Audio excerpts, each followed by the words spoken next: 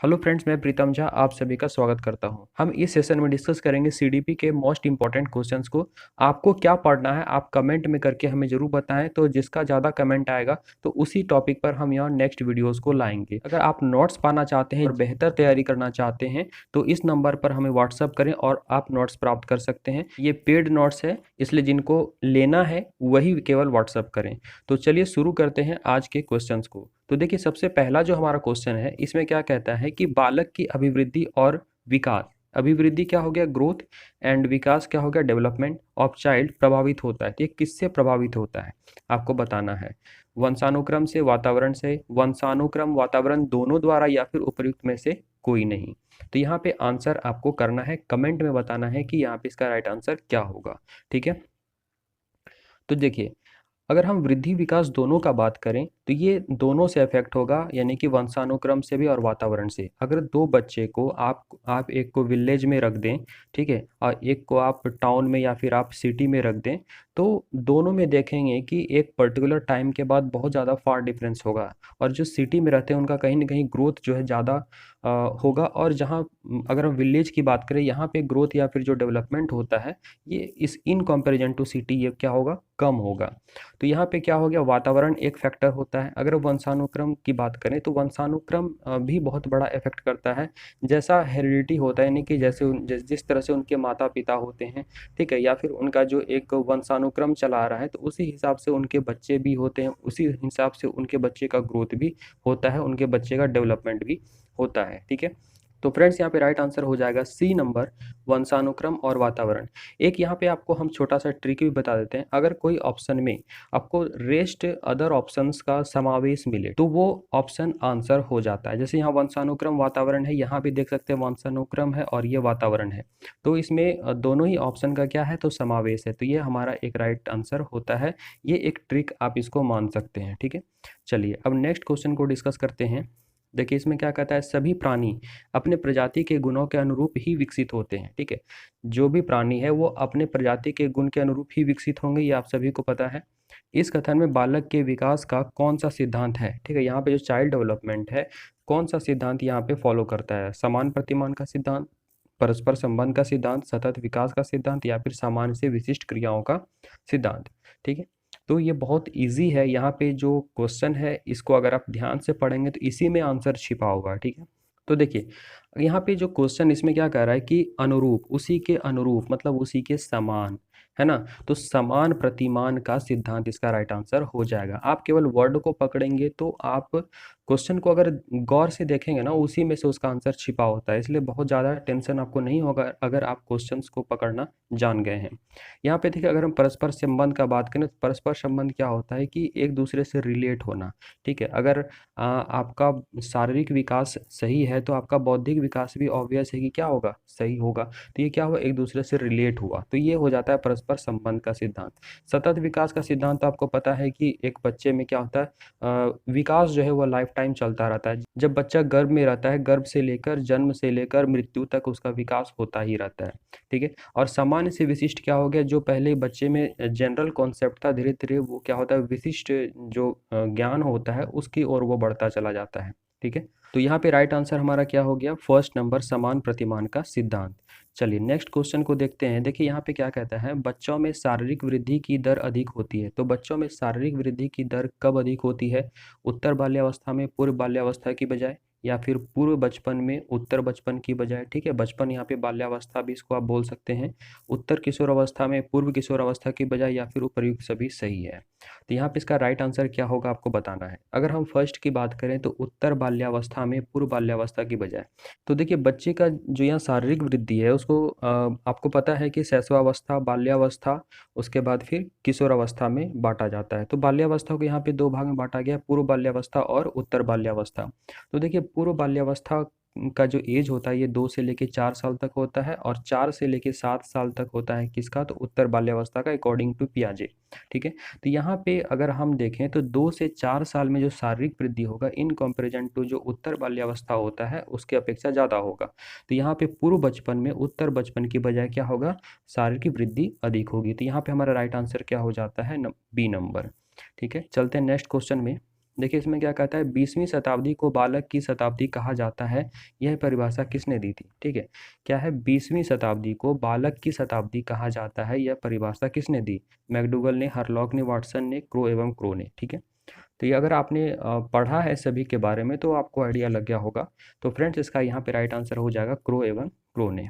ठीक है, चलिए नेक्स्ट क्वेश्चन हमारा है, बालक के विकास यानी चाइल्ड डेवलपमेंट के बारे में कौन सा कथन असत्य है? यहाँ पे गलत कौन सा है ये आपको बताना है।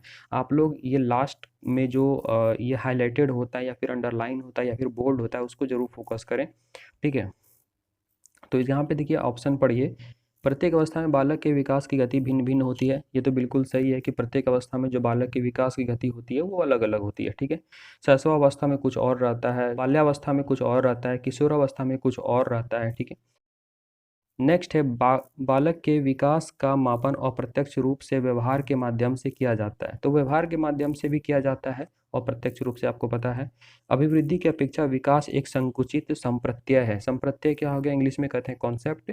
ठीक है, अभिवृद्धि हो गया ग्रोथ, तो ग्रोथ की अपेक्षा जो डेवलपमेंट है कहता है एक संकुचित है। तो आपको बता दूं कि विकास जो डेवलपमेंट होता है उसी का एक पार्ट ग्रोथ होता है। तो ये बड़ा एक वाइड चीज होता है, ये बड़ा विस्तृत रूप होता है, ना कि संकुचित होता है, इसलिए यही हमारा गलत हो जाएगा।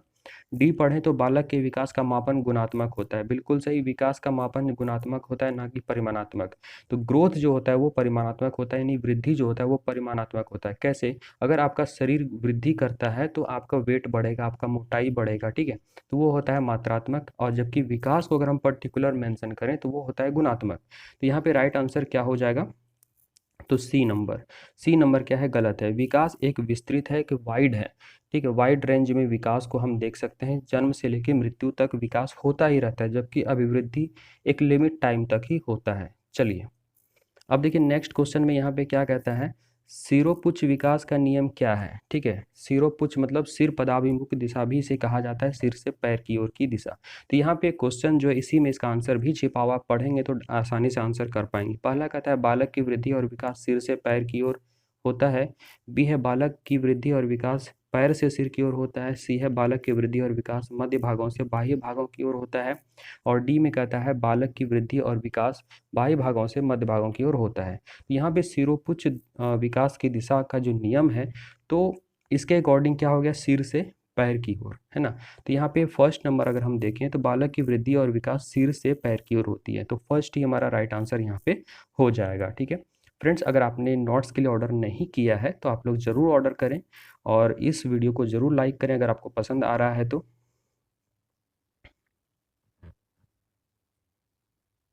और अपने फ्रेंड्स में से ज़रूर शेयर करें। चलिए नेक्स्ट क्वेश्चन देखते हैं, बालक की अभिवृद्धि चाइल्ड ग्रोथ संबंध में निम्न कथनों पर विचार कीजिए। ठीक है, तो बालक की अभिवृद्धि से रिलेटेड नीचे कुछ टर्म दिए हुए हैं, इसको आपको पढ़ना है। पहला है कि अभिवृद्धि का मापन परिमाणात्मक होता है।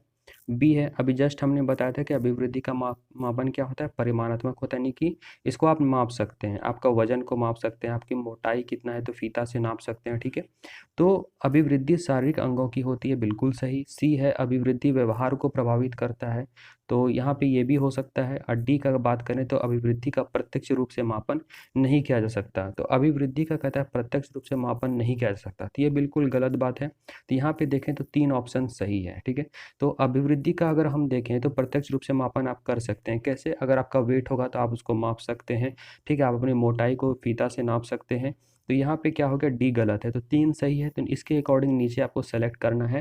ठीक है, यानी ए बी सी आपका सही था, ए बी और सी, तो यह कहाँ पे दिया हुआ है देख लीजिए, ए बी सी सही है, तो हमारा ऑप्शन नंबर बी राइट हो जाएगा। ठीक है, चलिए नेक्स्ट क्वेश्चन हमारा है, सामाजिक व संवेगात्मक विकास साथ साथ चलते हैं, यह कथन किसका है? यहाँ पे सामाजिक और संवेगात्मक विकास के बारे में पूछा जा रहा है कि यह कथन किसने दिया था। मैकडूगल ने, हरलॉक ने, वाटसन ने, क्रो एवं क्रो ने। ठीक है, तो फ्रेंड्स इसका राइट आंसर हो जाएगा क्रो एवं क्रो ने। चलते हैं नेक्स्ट क्वेश्चन की तरफ, भाषा विकास का सिद्धांत। ठीक है, भाषा विकास का सिद्धांत किसने दिया था? चॉम्स्की ने, वैगोस्की ने, जीन पियाजे ने, कोहलबर्ग ने। ठीक है, तो भाषा विकास के सिद्धांत की अगर हम बात करें, यहाँ पे देखिए लैंग्वेज एक्विजिशन डिवाइस का बात हो जाएगा, LLD का बात होगा, यानी कि बच्चे के अंदर एक हाइपोथेटिकल टूल होता है या कल्पित एक ऐसा औजार होता है, एक ऐसा इंस्ट्रूमेंट होता है जो बच्चा वो अपनी मातृभाषा को ऑटोमेटिक सीख लेता है, तो वही कहलाता है लैंग्वेज एक्विजिशन। एक्विजिशन क्या हुआ? अर्जन। तो लैंग्वेज एक्विजिशन डिवाइस या टूल होता है, लैंग्वेज लर्निंग डिवाइस या टूल बच्चे के अंदर होता है। तो ये भाषा विकास के सिद्धांत के बारे में ये जो कॉन्सेप्ट है किसने दिया था? तो चॉम्स्की ने दिया था। तो फर्स्ट इसका राइट आंसर हो जाएगा। ठीक है, चलिए नेक्स्ट क्वेश्चन देखते हैं। देखिए इसमें क्या कहता है कि बालक के विकास यानी चाइल्ड डेवलपमेंट के संबंध में निम्न कथनों पर विचार करें। यहाँ पे आपको देखना है कौन सही है कौन गलत है, उसके अकॉर्डिंग नीचे आपको सेलेक्ट करना है। ठीक है, चलिए पहला है शारीरिक अंगों की कार्यकुशलता ही विकास है। बी है विकास में गुणात्मक परिवर्तन आता है। गुणात्मक तो आता ही है, ये तो सही है। विकास पर वंशानुक्रम वातावरण का प्रभाव पड़ता है, बिल्कुल सही। अभी जस्ट सबसे फर्स्ट क्वेश्चन में आपने ये डिस्कस किया था। उसके बाद है विकास जन्म से लेकर मृत्यु तक होता है, बिल्कुल सही। तो यहाँ पे देखिए ये तीन ऑप्शन तो बिल्कुल सही। जहाँ पे ही मिल जाए इसको देख के ही काट दीजिए। ठीक है, ही कहीं भी, केवल ही, ओनली इंग्लिश में, ठीक है, कहीं भी मिले इसे देख के आप हटा दीजिए। ये गलत होता है, निगेटिव वे में जाता है, ही आप नहीं कर सकते हैं। ठीक है, हाँ अगर यहाँ पे रहता कि शारीरिक अंगों की कार्यकुशलता विकास है तो ये बिल्कुल सही होता, लेकिन ही लग के ये गलत कर देता है इसको। तो यहाँ पे राइट आंसर क्या हो जाएगा? B C D. तो बी सी डी कहाँ पे दिया है देखिए, यहाँ सी नंबर में। ठीक है, बी सी डी सही है। तो हमारा राइट आंसर क्या हो गया फ्रेंड्स? तो सी नंबर। ठीक है, ये सेशन कैसा लगा आप लोग कमेंट करके ज़रूर बताइएगा। अगला वीडियो आपको क्या किस पर चाहिए वो भी हमें कमेंट करके बताइए, और इसे अधिक से अधिक आपको शेयर करना है अपने फ्रेंड्स में, ग्रुप में। अगर आपको नोट्स चाहिए तो आप नीचे दिए गए नंबर पर व्हाट्सअप करें और आप नोट्स प्राप्त कर सकते हैं। ये नोट्स पेड है। ठीक है, और चैनल पर फर्स्ट टाइम विजिट किया है तो please do subscribe and press the bell icon for the next latest update. Okay, तो चलिए मिलते हैं नेक्स्ट सेशन में। जय हिंद।